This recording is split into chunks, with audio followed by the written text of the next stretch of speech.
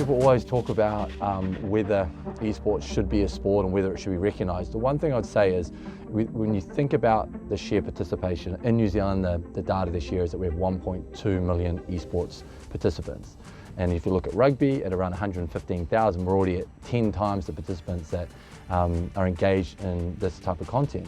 But I do think there's a natural perception still, as well at a wider level, that participants playing esports or video games aren't actually active or, living in a physical world. And you look at the data, we see that it's the average age of a gamer in New Zealand is 34 years of age.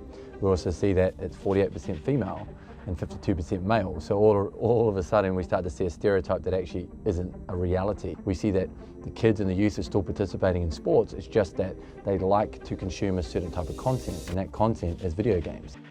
One of the big things is about how do you get yourself into a constructed competition. I mean, it's like everything. I always use the example that it's great to be at the beach and throw a rugby ball around, but it takes a bit more of a step to go on and play within a touch or a rugby or a league environment. And that's really the competitive nature of video gaming, if you use that one, is how do I get into competitions to actually start to hone my craft? Not just sitting at home, but how do I participate against someone like-minded at a video game? So what we have at LPL here at SkyCity inside the tower is one of the world's best esports facilities, and it's decked out with the best equipment. One of the really important pieces around Let's Play Live is working with the actual publishers who make the video games. We've got a whole bunch of video game titles coming out. We've got around 20 for people to jump into and participate from the amateur level right through to the pro ranks.